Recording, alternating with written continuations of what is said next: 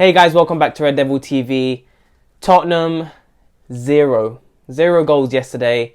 We scored 3 yesterday. It's 3-0 to Man United. And look, I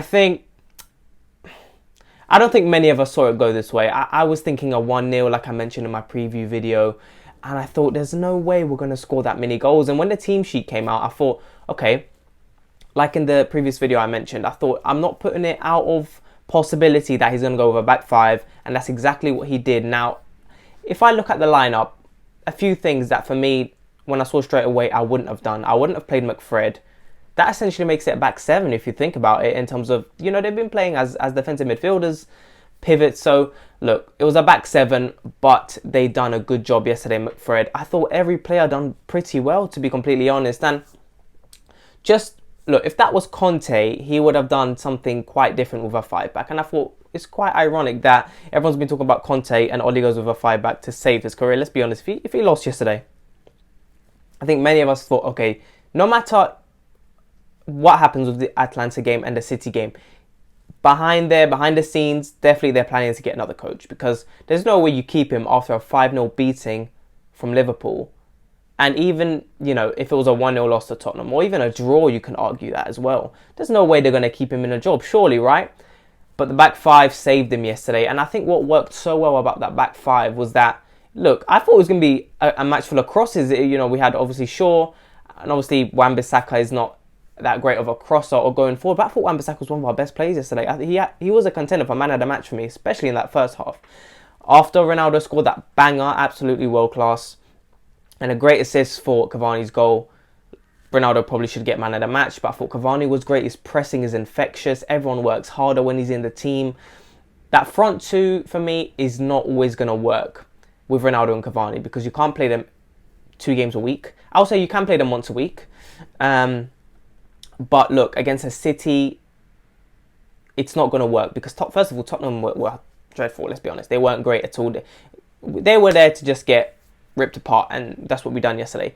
And I just want to touch up on this. It wasn't a fantastic performance against Tottenham. It was a good performance, composed. I thought Ronaldo was phenomenal. I thought Bruno was amazing.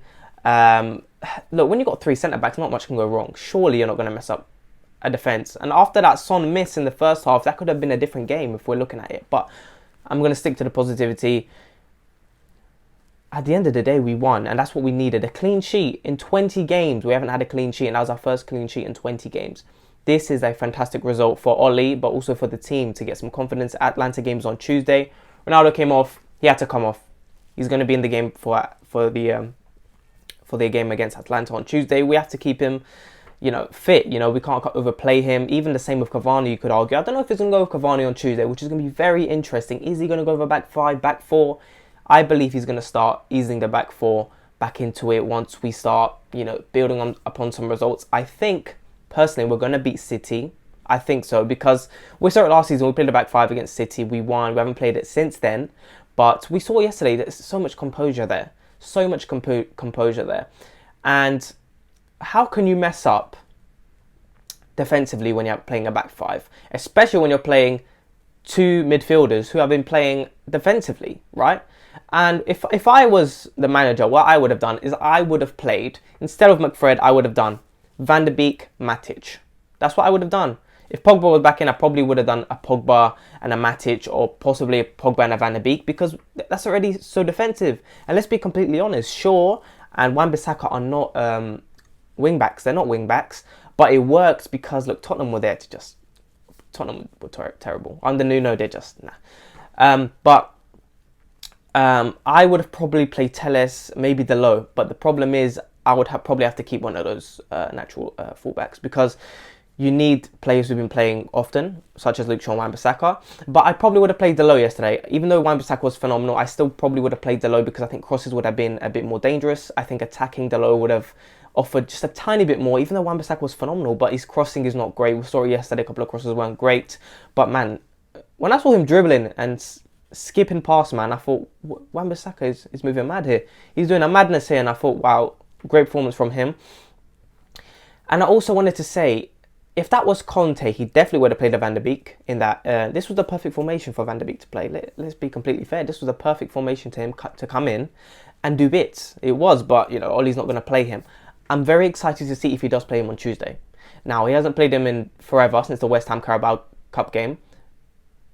So why would he play him now, right? But it wouldn't, at this point, it wouldn't surprise me because I think he is going to stick to a back 3, back 5. So he's going to have to switch between maybe a 3-4-3 and a 3-5-2.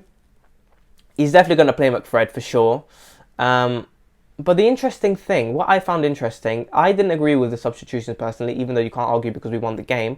But I didn't agree with Matic coming on, taking Bruno off. Now you've got 3 DMs.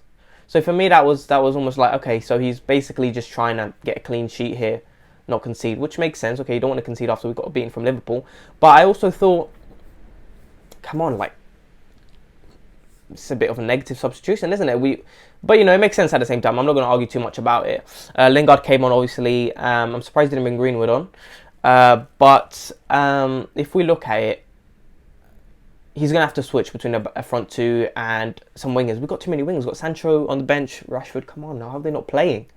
It's a big shame because I think for some reason, I think the next couple of games, at least in the next 2 games, Sancho, Greenwood, Rashford might not even play. I think City, Rashford will play with Ronaldo or Cavani because we do need a bit of pace there, especially if we're going to be hitting them on the counter. But you saw when we were playing yesterday, it was as a team. There's no it was individual brilliance, of course, from Ronaldo, even Rashford, but we were playing as a team. They were composed, they were pressing well. The midfield was pressing very well. McFred were pressing very well.